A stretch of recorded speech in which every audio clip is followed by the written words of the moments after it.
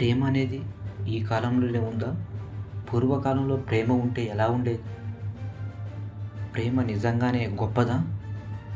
గొప్పదైతే దాని గొప్పదనం ఎవరి వల్ల కలుగుతుంది? అనే విషయాల గురించి మనం ఇప్పుడు పూర్వకాలంలో ఎలా ఉండేదనేది తెలుసుకుందాం. నల దమయంతుల ప్రేమ కథ. మహాభారతంలో అత్యంత ప్రసిద్ధి చెందిన ఆ రోజుల్లో ప్రేమికులలో పూర్వకాలం ప్రేమకు ఎంత తేడా, ఇప్పుడున్న ప్రేమకు ఎంత తేడా ఉన్న విషయం తెలియజేయటకే మీ ముందుకు ఈ విషయాన్ని తీసుకురావడం జరుగుతుంది. ఇది ఆదర్శవంతమైన ప్రేమ కథ. విదర్భ రాజకుమారి దమయంతికి నిషాదరాజు అయిన నలుడు ఒకరి గుణాలు ఒకరి నుంచి ఒకరు విని చూసుకోకుండానే ఒకరి మీద ఒకరు మనసు పెంచుకున్నారు. అలా ఒకరోజు నలుడు ఒక హంస ద్వారా తన దమయంతికి రాయబారం పంపాడు. ఆమె దీనికి ఎంతో సంతోషించి ఆమె తమ ప్రేమను అంగీకారం తెలిపింది. ఆ రోజు నుంచి తన ప్రవర్తనలో తేడాను, సంతోషంగా ఉండటం, ఊహల్లో తిరగటం, ఈ విషయాలన్నీ తండ్రి గమనించాడు. ఏం జరిగిందని తెలుసుకొని ఆమె మనసు పడ్డ వ్యక్తి గురించి తెలుసుకున్న తర్వాత ఆమె వివాహం చేయాలని ఆలోచించాడు అని అలా స్వయంవరం ప్రకటించాడు.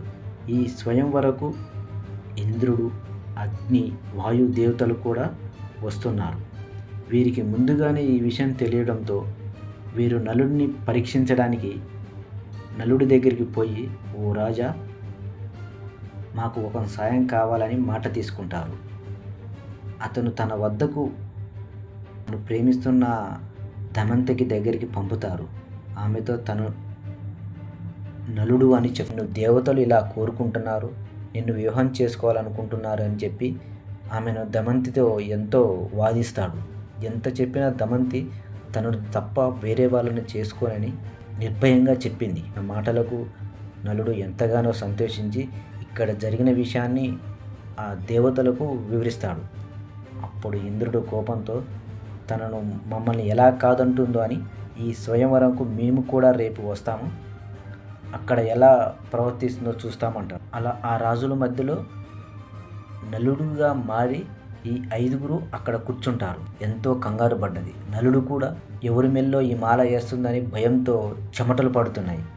ఇది గమనించిన దమయంతి, ఆమెకు తెలుసు దేవతలకు చెమటలు పట్టవు, వారి కాళ్ళు కింద అనవని. అలా గమనించిన దమయంతి అసలైన నలుడు మెల్లలో మాల వేస్తుంది. దీనితో ఆశ్చర్యపోయిన ఆ దేవతలు వారు ఎంతగానో సంతోషించి వీరి ప్రేమ నిజమైనదని భావించి వారిని ఆశీర్వదించి వెళ్ళిపోతారు. వారి వివాహం జరిగిన తర్వాత మనకు టీవీలో, సినిమాలో మాత్రం ఇక్కడి వరకు మాత్రమే చూపిస్తారు. అసలు స్టోరీ ముందుంటుంది, ఏం జరగబోతుంది, వారి మధ్య నిజమైన ప్రేమ అలాగానే ఉంటుందా లేదా అని. అలా వీరి వివాహం జరిగిన తర్వాత కొంతకాలానికి తన తమ్ముడు చేతిలో జూదంలో ఓడిపోతాడు నలుడు. ఆ జూదంలో తన రాజ్యాన్ని మొత్తాన్ని కోల్పోతాడు. కట్టుబట్టలతో వీరిద్దరిని అడవి పాలవుతారు. వీళ్ళు ఆ అడవిలో భార్య భర్తలు వీరిద్దరు మాత్రం అడవిలో అలా వెళుతుండగా ఒకానొక సందర్భంలో నలుడు ఒంటి మీద బట్టలు కూడా ఉండవు. దమయంతి తన చీరలో సగ భాగాన్ని చించి నలుడికి ఇస్తుంది. దీన్ని తలుచుకొని నలుడు ఏడుస్తూ తన భార్య ఇలా ఇబ్బంది పడటం చూడలేక నలుడు అక్కడి నుంచి వెళ్ళిపోతాడు. దానితో అప్పటి వరకు ధైర్యంగా ఉన్న దమయంతి ధైర్యం కోల్పోతుంది. అలా ఏడ్చి తన తండ్రి దగ్గరికి వెళ్ళిపోతుంది. అలా నలుడు మాత్రం శాపగ్రస్తుడై అడవిలో తిరుగుతూ ఒక రాజు కొలువులో చేరుతాడు. అలా కొన్ని రోజులు గడిచిన తర్వాత దమయంతికి తను ఈ రాజ్యంలో ఉంటున్న విషయం తెలుస్తుంది. దానితో తనను ఎలాగైనా తన వద్దకు రప్పించాలని ఒక ప్రచారం చేస్తుంది. దమయంతి రెండో వివాహం చేసుకుంటుంది. దానికి మళ్ళీ స్వయంవరం ప్రకటిస్తుంది. దానితో నలుడికి కోపం వచ్చి ఈ రాజుని తీసుకొని వెళ్తాడు. అక్కడికి వెళ్ళిన తర్వాత అసలు విషయం తెలుసుకొని నలుడు, దమయంతి ఒకటవుతారు. వీరు ఇన్ని రోజులు ఈ ఎడబాటును కూడా వాళ్ళు మరిచిపోయి ఇంత కష్టాలు నష్టాల్లో అనుభవించిన రాజ్యం పైన ఒకరి మీద ఒకరికి ప్రేమ తగ్గలేదు. అలా తన ప్రేమను చాటుకున్నందుకు వీరు ఆదర్శవంతమైన ప్రేమికులుగా నిలిచారు. మరి ఇప్పుడున్న సమాజంలో ఎంతమంది భార్య మీద భర్త, భర్త మీద భార్యతో ప్రేమతో అన్యోన్యతంగా కలిసి నిజమైన లవ్ ఎఫెక్షన్ని చూపిస్తున్నారు.